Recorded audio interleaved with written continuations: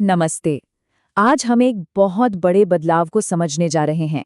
एक ऐसा बदलाव जो दुनिया में चीजों के बनने और एक जगह से दूसरी जगह पहुंचने के तरीके को पूरी तरह से बदल रहा है।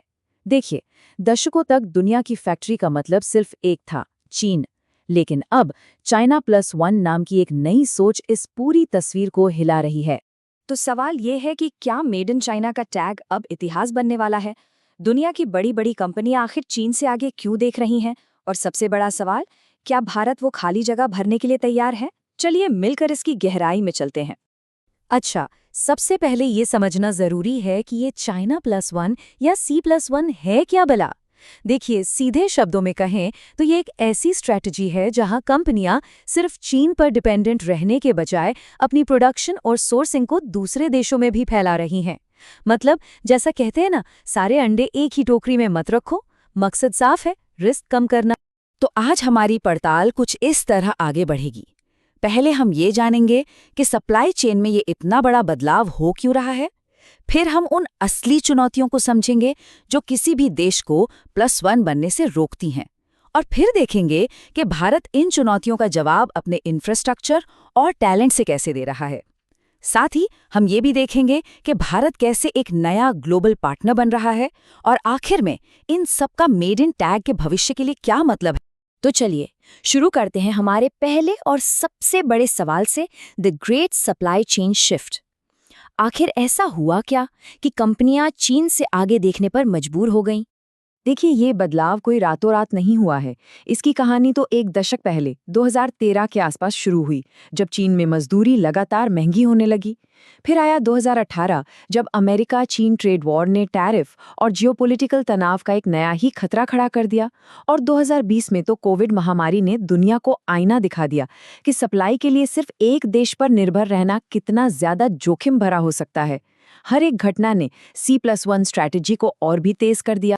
लेकिन चीन से बाहर निकलना, ये कहना जितना आसान है ना, करना उतना ही मुश्किल। और यहीं से शुरू होता है हमारी कहानी का दूसरा हिस्सा, +1 की असली चुनौती। आइए देखते हैं कि कंपनियों को अपनी सप्लाई चेन शिफ्ट करने में किन असल मुश्किलों का सामना करना पड़ता है। सोचिए, प्रोडक्शन को एक जगह से दूसरे जगह ले जाना किसी भी कंपनी के लिए लॉजिस्टिक्स का एक बहुत बड़ा जाल है। नए देश में माल भेजने की क्षमता, यानी फ्रेट कैपेसिटी, लिमिटेड हो सकते हैं। शिपिंग में ज्यादा वक्त लगने का मतलब है कि कंपनियों का पैसा ज्यादा समय तक फंसा रहेगा। फिर कच्चे माल की भरोसेमंद सप्लाई मिलना एक और बहुत बड़ी चुनौती है। और इन सबके ऊपर सही वेयरहाउस की कमी, उलझे हुए कस्टम के नियम और सबसे जरूरी स्किल्ड लेबर ना मिलना, ये सारी असली रुकावटें हैं। इस चुनौती की गंभीरता को समझने के लिए एक सेमीकंडक्टर सप्लायर के लॉजिस्टिक्स डायरेक्टर का ये बयान ही काफी है। उन्होंने कहा, हमने सीखा कि चीन में 500 मजदूर जितना प्रोडक्शन करते हैं, उतना ही उत्पादन करने के लिए मलेशिया में 1000 मजदूरों की जरूरत पड़ती है। ये साफ दिखाता है कि बात सिर्फ पैसे की नहीं है, प्रोडक्टिविटी और स्किल लेवल सबसे बड़े फैक्टर हैं। तो फिर इन सारी चुनौतियों के बीच भारत क्या जवाब दे रहा है? यही चीज हमें हमारे तीसरे हिस्से पर लाती है, भारत का जवाब, कल की नींव रखना। और इसकी शुरुआत होती है एक वर्ल्ड क्लास इंफ्रास्ट्रक्चर बनाने से। भारत सरकार इंफ्रास्ट्रक्चर पर एक जबरदस्त दांव लगा रही है। PM Gati Shakti national master plan के तहत करीब $128 बिलियन के प्रोजेक्ट्स चल रहे हैं। इसका एक ही मकसद है, लॉजिस्टिक्स को आसान, तेज और सस्ता बनाना। इसके लिए 16 मंत्रालयों को एक ही प्लेटफॉर्म पर लाया गया है, ताकि प्लानिंग में कोई भी कमी न रह जाए। और इस भारी भरकम इन्वेस्टमेंट का असर अब जमीन पर दिखने भी लगा है। बंदरगाहों पर कंटेनर रुकने का समय, जिसे पोर्ट ड्वेल टाइम कहते हैं, वो 3.5 दिन से घटकर 48 घंटे से भी कम हो गया है। सड़कों पर माल ढुलाई का समय 20 से 25% तक कम हुआ है। और सरकार का लक्ष्य लॉजिस्टिक्स की लागत को जीडीपी के 14% से घटाकर 8% पर लाने का है। ये आंकड़े बता रहे हैं कि भारत सही दिशा में तेजी से आगे बढ़ रहा है। लेकिन अब बात सिर्फ सड़कों और बंदरगाहों की नहीं है। भारत अपनी एक और बड़ी ताकत का इस्तेमाल कर रहा है।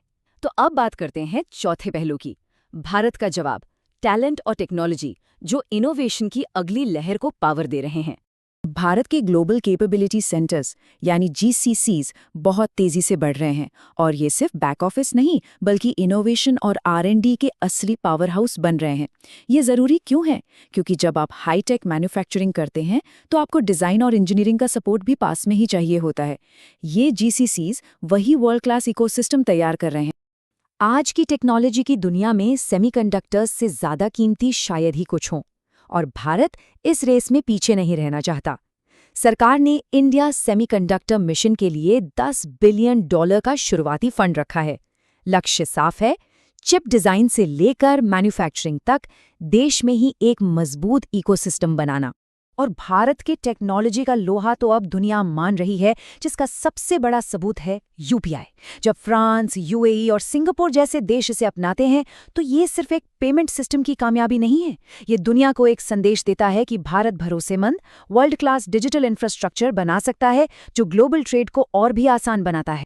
तो इंफ्रास्ट्रक्चर हो गया, टेक्नोलॉजी भी हो गई, लेकिन एक तीसरा और शायद सबसे ज़रूरी पहलू है व्यापार करने का माहौल। तो अब चलते हैं हमारे 5वें हिस्से पर, नया ग्लोबल पार्टनर और भारत कैसे एक बिजनेस फ्रेंडली माहौल बना रहा है। भारत में बिजनेस करने का तरीका अब बदल रहा है। जहां पहले रेगुलेटरी अड़चनें और टैरिफ की दीवारें थीं, वहीं अब फोकस फ्री ट्रेड एग्रीमेंट्स, पारदर्शी टैक्स सिस्टम और भ्रष्टाचार पर लगाम कसने पर है। ये बदलाव दुनिया भर के इन्वेस्टर्स का भरोसा बढ़ा रहा है। भारत अब आईपीएफ यानी इंडो पैसिफिक इकोनॉमिक फ्रेमवर्क और क्वाड जैसे अहम अंतर्राष्ट्रीय ग्रुप्स में एक एक्टिव खिलाड़ी है। इसका मतलब साफ है कि भारत सप्लाई चेन और व्यापार के नियमों को दुनिया की बड़ी अर्थव्यवस्थाओं के साथ मिलकर तय कर रहा है, जो एक भरोसेमंद पार्टनर होने का मजबूत संकेत देता है। इन सभी बातों को एक साथ रखकर अब हम अपने आखिरी हिस्से पर पहुंचते हैं, मेड इन का भविष्य। इस पूरे बदलाव का ग्लोबल मैन्युफैक्चरिंग के लिए आखिर मतलब क्या है? जरा ये आंकड़े देखिए, ये एक जबरदस्त कहानी कहते हैं। सिर्फ इलेक्ट्रॉनिक्स एक्सपोर्ट पर नजर डालिए। 2018 में ये $8.4 बिलियन था। 2025 तक इसके $25 बिलियन के पार जाने का अनुमान है। मतलब एक दशक से भी कम समय में लगभग 3 गुना की छलांग। ये भारत की बढ़ती मैन्युफैक्चरिंग ताकत का एक साफ संकेत है।